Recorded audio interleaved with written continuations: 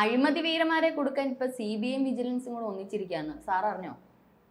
അത് CBI എന്ന് പറയുന്നത് അത് സെൻട്രൽ അല്ലേ? വിജിലൻസ് അതും കേന്ദ്ര വിജിലൻസ് ആണോ അതോ സംസ്ഥാനമാണോ? എന്തായാലും സംസ്ഥാനത്ത് ഇവര് പിടിക്കുമല്ലോ. സംസ്ഥാനത്ത് ഇവര് തന്നെയല്ലേ പിടിക്കുന്നത്.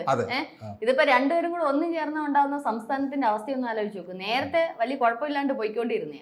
കേന്ദ്ര സർക്കാരിന്റെ ഇതനുസരിച്ച് CBIക്ക് അഴിമതിക്കാരെ പിടിക്കാനുള്ള അനുമതി ഉണ്ടായിരുന്നു. പക്ഷെ പിന്നീട് സംസ്ഥാന സർക്കാരിന്റെ അനുമതി ഇല്ലാണ്ട് കേസ് എടുക്കാനോ അല്ലെങ്കിൽ ഇതിന്റെ ഒരു പരിശോധന നടത്താനോ ഇവർക്ക് അനുമതി ഇല്ലാണ്ടായി വിജിലൻസിന്. അപ്പം ഇപ്പം ഇവര് രണ്ടുപേരും CBIയും വിജിലൻസും കൂടെ അങ്ങ് ഒറ്റക്കെട്ടായിരിക്കുകയാണ്. ഇപ്പൊ CBIയിലുള്ളവര്, CBIയിലെ മെയിൻ ഒരു യോഗേഷ് ഗുപ്ത, അദ്ദേഹം CBIയിലും EDയിലും 7 വർഷത്തോളം പ്രവർത്തിച്ചിരുന്ന ഒരു വ്യക്തിയാണ്. അദ്ദേഹമാണ് ഇപ്പം മെയിനായിട്ട് ഇതിനകത്ത് ഇറങ്ങി തിരിച്ചിരിക്കുന്നത്. അദ്ദേഹം കൊടുക്കും ഇൻഫർമേഷൻ, എവിടെയൊക്കെ വീരന്മാരുണ്ടെന്നുള്ളത്. ഈ ഇൻഫർമേഷൻ അനുസരിച്ച് ആര് പിടിക്കും? വിജിലൻസ് പിടിച്ചോളും. ഇനി സംസ്ഥാന സർക്കാരിന്റെ അനുമതി ഒന്നും വേണ്ട സാർ. അപ്പോൾ പല വമ്പന്മാരും ഇതിന് ചൂണ്ടയിൽ കുരുങ്ങുമെന്നുള്ളത്. മറ്റേത് ഇവരുടെ അനുമതിക്കായിട്ട് കാത്തിരിക്കണം, സംസ്ഥാന സർക്കാരിന്റെ അനുമതിക്കായിട്ട് കാത്തിരിക്കണം. പിന്നെ അത് മാത്രമല്ല, കോടതിയിൽ നിന്ന് ഇത് കിട്ടാൻ വേണ്ടുന്ന ഡിലേ വരും. ചിലത് സംസ്ഥാന സർക്കാർ പറയും അന്വേഷിക്കണ്ടെന്ന്. അങ്ങനെ അന്വേഷിക്കാതെ മൂടി വെച്ചിട്ടുള്ള വീരന്മാരുണ്ട്. ഇതിപ്പോ കൈക്കൂലി കേസ് വരുമ്പോഴത്തേന് ഇവർക്ക് ഡയറക്റ്റ് ഇടപെടാം, വിജിലൻസിന് ഡയറക്റ്റ് ഇവരെ കണ്ടെത്താം. CBI റിപ്പോർട്ട് കൊടുത്താൽ മതി, ഇതേ ഇന്നടുത്ത് ആൾക്കാരുണ്ടെന്ന്, ചട്ടപ്പെടാന്ന് എല്ലാം വീഴും. അല്ല, ഇതൊരു വലിയ വാർത്തയാണല്ലോ. വലിയ വാർത്തയാണ്. ഞാൻ ഇന്നൊരു പത്രത്തിൽ വായിച്ചതാണ്. കാരണം എന്ന് പറഞ്ഞാൽ സാധാരണഗതിയിൽ സംസ്ഥാന സർക്കാരിൻ്റെയും വകുപ്പുകളുടെ അനുമതി തേടിക്കൊണ്ടാണ് പിന്നെ അന്വേഷണം വരുന്നത്. ഇത് അത്തരത്തിലുള്ള കാര്യത്തിലേക്ക് ഈ പത്രത്തിലൊരു ചെറിയ വാർത്തയായിട്ടാണ് പോയിരിക്കുന്നത്. അതെപ്പോഴും അങ്ങനല്ലേ. ചില കാര്യങ്ങൾ ഏറ്റവും ഗുണപ്രദമായി വരേണ്ട കാര്യങ്ങൾ ചെറിയ വാർത്തയിൽ ഒതുങ്ങാറുണ്ട്. ഇപ്പം ഈ പോപ്പുലർ ഫ്രണ്ടിൻ്റെ ഇവിടുത്തെ കുറേ നേതാക്കന്മാരെ പൊക്കിക്കൊണ്ടുപോയതിനെ പറ്റി അറിയാമോ? അതായത് ഇവിടെ കേരളത്തിലെ പോലീസുകാരെ അറിയിക്കാതാണ് ഒറ്റ രാത്രി കൊണ്ട് ഈ നേതാക്കന്മാരെ കൊണ്ടുപോയത്. അത് എനിക്ക് ഉടനെ അതാണ് ഓർമ്മ വന്നത്. കാര്യം ഇവിടെ അറിയിച്ചു കഴിഞ്ഞാൽ ഈ ഇവർ വരുന്നുണ്ട് എന്നുള്ള NIA വരുന്നുണ്ട് എന്നുള്ളത് കാര്യം നടക്കത്തില്ല. ഇത് സ്പ്രെഡാകും. പ്രത്യേകിച്ച് ഇവരുടെ ഗ്രൂപ്പുകളിലൂടെ കാര്യങ്ങൾ അങ്ങ് പോകും.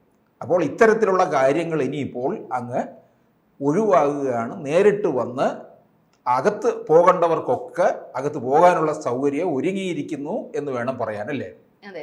നേരത്തെ CBI നേരിട്ട് കേസ് എടുത്തിരുന്നത് ഇപ്പൊ വിജിലൻസിന്റെ കൂടെ ഇത് ചേർക്കുമ്പോൾ ഉണ്ടാവുന്ന പ്രശ്നം എന്ന് പറഞ്ഞാൽ CBIക്ക് ഒരുപാട് അഴിമതിക്കാരെ അറിയാം അല്ലേ? CBIക്ക് ഒരു പക്ഷേ വിജിലൻസിനെക്കാട്ടിലും ഇൻഫർമേഷൻ കിട്ടുന്നത് CBIക്കാണ്. അപ്പോൾ CBIക്ക് കിട്ടുന്ന ഇൻഫർമേഷൻസ് അത്രയും വിജിലൻസിന് കൊടുക്കുമ്പോൾ ഈ പറയുന്ന കോർപ്പറേറ്റ് വമ്പന്മാർ പോലും വീഴാൻ സാധ്യതയുണ്ട്. ഈ പത്രത്തിൽ ഞാൻ അങ്ങനെ കണ്ടത് കോർപ്പറേറ്റ് തട്ടിപ്പ് ഇതിലൂടെ കണ്ടെത്താം. കോർപ്പറേറ്റ് തട്ടിപ്പുകൾ കണ്ടെത്താനും കേന്ദ്ര കോർപ്പറേറ്റ് കാര്യ മന്ത്രാലയം വിജിലൻസുമായി സഹകരിക്കുന്നുണ്ട് എന്നൊരു വാർത്തയും കൂടെ. അപ്പം കോർപ്പറേറ്റ് വമ്പന്മാരും ഇതിനകത്ത് വീഴും.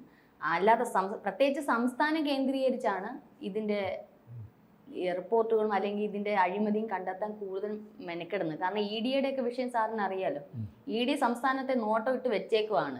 ഇന്നോ നാളെയോ എന്ന് പറഞ്ഞിരിക്കുക. അപ്പോൾ ഓരോ വിഷയങ്ങളിലും ED ഇങ്ങനെ നോട്ടം ഇട്ട് വെച്ചേക്കുക. ഇതിനോടൊപ്പം EDയും ഉണ്ട്. അപ്പോൾ ഈ 3 ഗ്രൂപ്പും കൂടെ ചേരുമ്പം സംസ്ഥാനത്തിന്റെ അവസ്ഥ എന്തായിരിക്കും?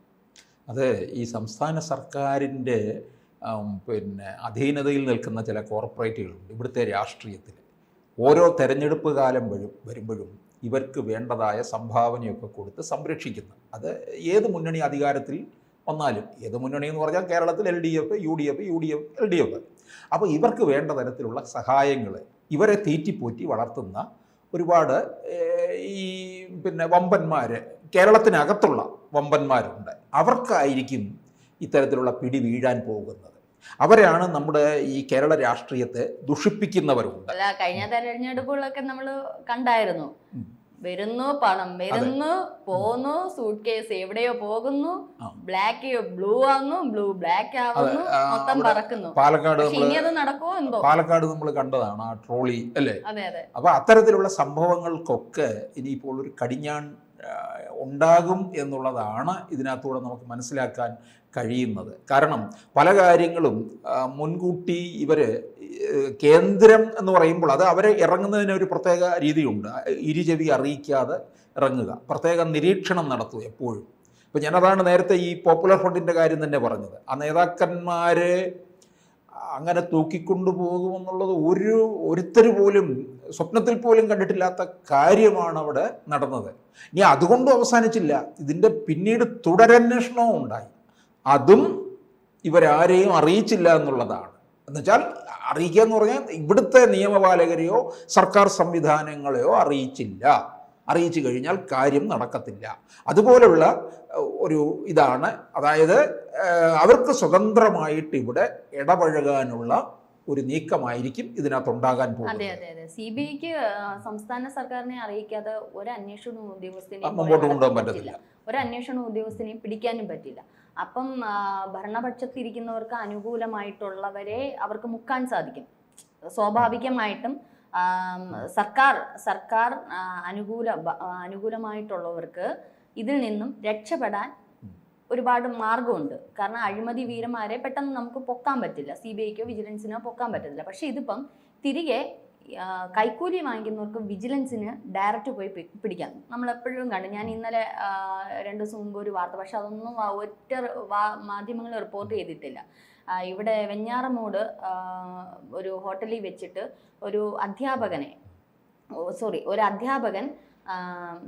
ഒരു പ്രഥമ അധ്യാപകനാണ്. എൻ്റെ ഡീറ്റെയിൽസ് എനിക്ക് കൂടുതൽ അറിയില്ല. ഓൺലൈൻ 24 എന്ന് പറയുന്ന ഒരു യൂട്യൂബ് മാധ്യമമാണ് അത് പുറത്ത് വിട്ടത്. ഒരു എറണാകുളത്തുള്ള ഒരു സ്കൂൾ അധ്യാപകൻ, ഹെഡ് മാസ്റ്റർ, ഇത്തരത്തിൽ അവിടുത്തെ PTA പ്രസിഡന്റുമായിട്ടുള്ള എന്തൊക്കെയോ ക്ലാഷുകളും പ്രശ്നങ്ങളും. അപ്പം ഈ അധ്യാപകനെതിരെ വലിയ കേസും കാര്യങ്ങളൊക്കെ മുൻപോട്ട് ഫോർവേഡ് ചെയ്തു. അപ്പോൾ ആ അധ്യാപകൻ ഈ ഒരാഴ്ച കഴിഞ്ഞ് റിട്ടയർ ചെയ്യാനിരിക്കുകയാണ്. അതിനിടയിലാണ് അദ്ദേഹത്തിന് ഈ കേസുകൾ. അപ്പോൾ ഈ കേസ് ഒതുക്കി തീർക്കാൻ ആവശ്യപ്പെട്ടത് 15 ലക്ഷം രൂപയാണ്. 15 ലക്ഷം. ഈ ആവശ്യപ്പെട്ട വ്യക്തി ഒരു മന്ത്രിയുടെ PAയുടെ സുഹൃത്താണ്. അതിനകത്ത് വ്യക്തമായിട്ട്, ഇത് ശരിയാണോ എന്ന് അറിഞ്ഞൂടാ, അതിനകത്ത് വ്യക്തമായിട്ട് ഈ പ്രഥമ അധ്യാപകൻ പറയുന്നുണ്ട് അത് കയ്യോടെ വിജിലൻസ് പിടികൂടി.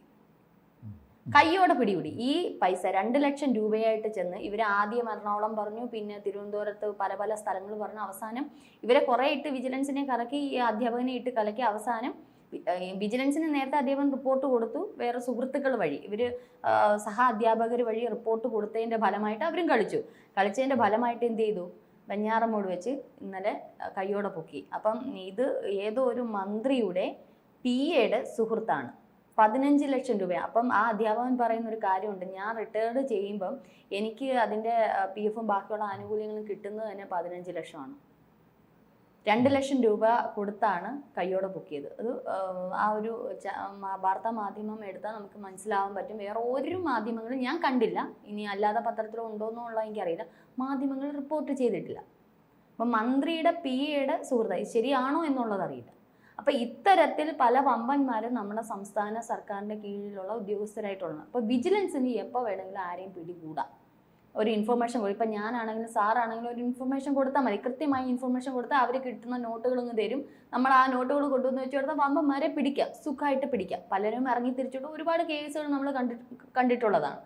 അപ്പം ഇത്തരത്തിൽ ഇനി CBI കൂടി വിജിലൻസിൻ്റെ ഭാഗമാകുമ്പോൾ CBI പറയും, ഇന്നടുത്തുണ്ട് കൃത്യമായ വിവരം അവർക്കറിയാം.